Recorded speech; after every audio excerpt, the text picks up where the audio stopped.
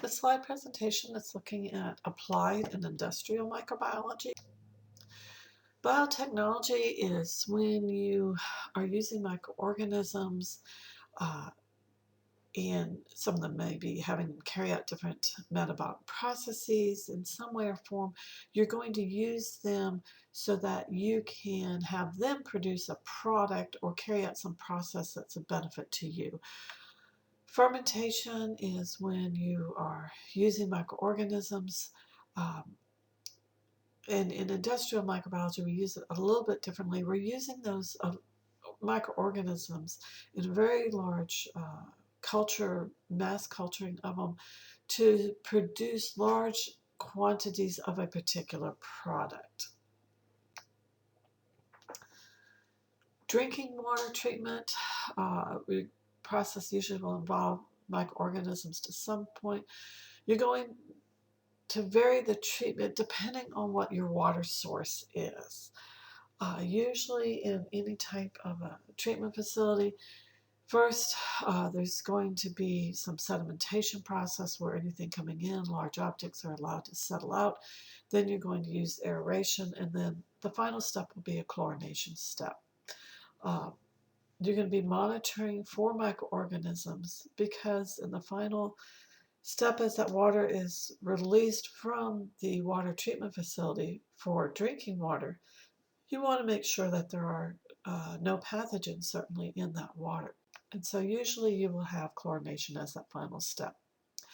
Sewage water treatment facilities for large towns, cities, etc. So I'm not talking about private homes. If it's on a municipal system, there's usually 3 stages: a primary stage, secondary stage, and tertiary stage. Primary stage involves just removing any physical objects that come through the drainage systems. It's amazing what people will either flush down, pour down their drains, or if the storm sewers are connected to the sewage water treatment where it all flows through the same treatment, it's also amazing what people will put down there. So the first stage, before any type of treatment starts, usually there's a large screen. It's referred to as a grit screen, and that's catching all of these larger physical objects that then are removed before you start the treatment of the water. In the secondary stage, this is where you're going to be using microorganisms to help break down the organic material. And then the tertiary stage, that's going to remove any of the chemical pollutants, and prior to release from the plant, it will be disinfected with chlorine once again. Chlorine is a very effective thing for disinfecting water. From both drinking water and sewage treatment plants, you need to be monitoring that water, the effluent, the water that's being released. Usually what you're going to be looking for is making sure there's no fecal contamination in there. So you're going to take a sample, you filter it, and you do place that filter on a selective medium. And the identification process, you are looking for coliforms, specifically, usually fecal coliforms. For drinking water, though, you'll be looking for total coliforms. Sewage water, it's the fecal coliforms, specifically E. coli. If E. coli is present, that is indicative of recent fecal contamination. So from the sewage plant, you're probably going to have some E. coli there. So you want to make sure that you have cleaned that out before it's released back into the environment. This is showing the fecal coliform. As I said, it's a selective medium. The blue colonies are what ideally you don't want to see. That would be E. coli. And so you would count the number and calculate how many bacteria. Usually you do it per 100 mils. And EPA does regulate how much or how little can be in there. Obviously you want it as ideally nothing. There are some limits you cannot surpass. For the water monitoring, you're going to typically be looking at total coliforms. How many are allowed? It depends on what that water is going to be used for as it's released from the facility. If it's going to be used for human consumption, obviously the standards are much stricter than if it's just going to be used for non-human consumption, like say watering a golf course. And this is what the total coliforms would look like.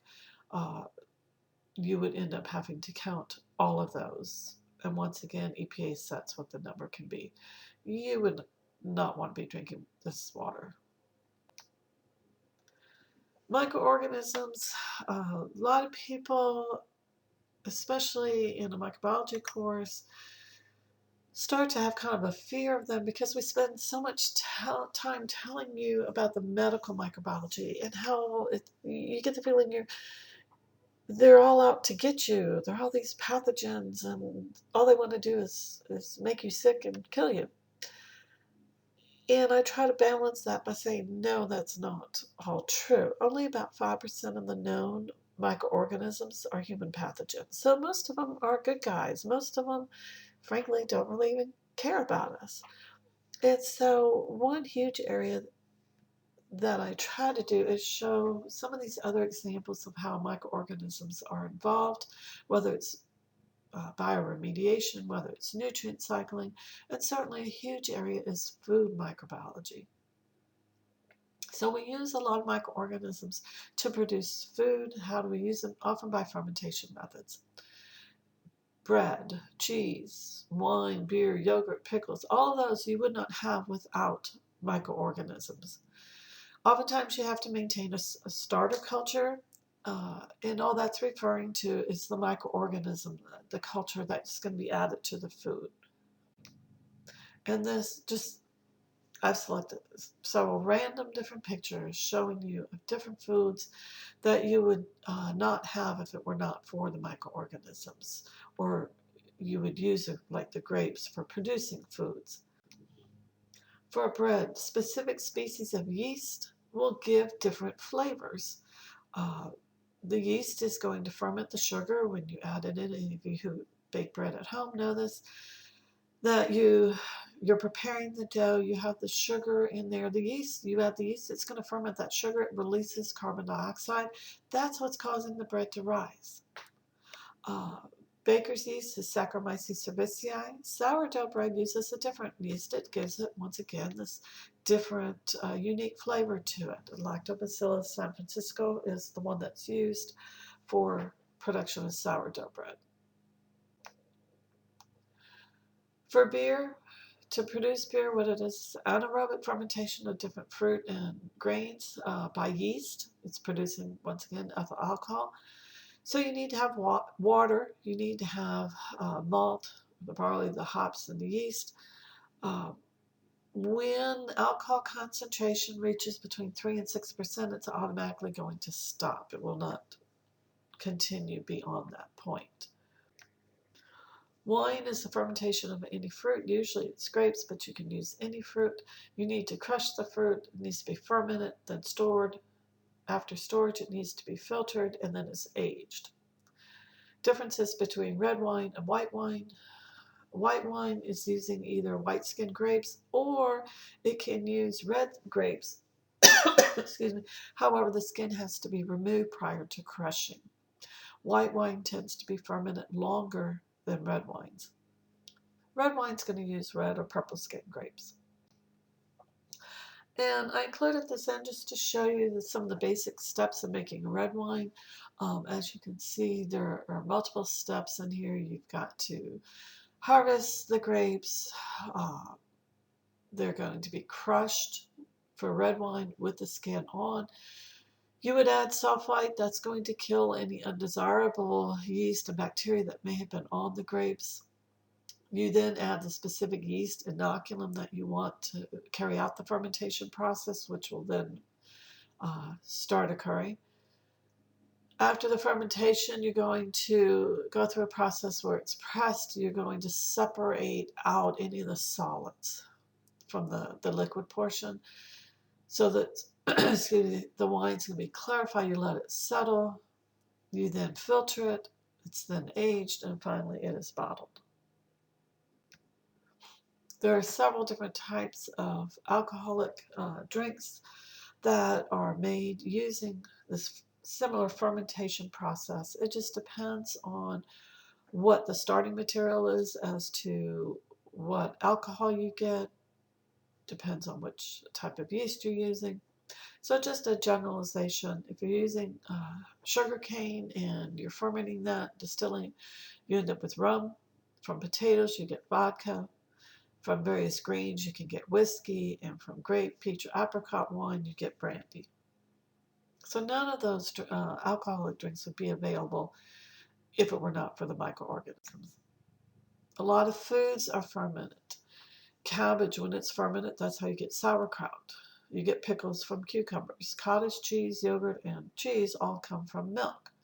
So none of those would be available without the effect of microorganisms.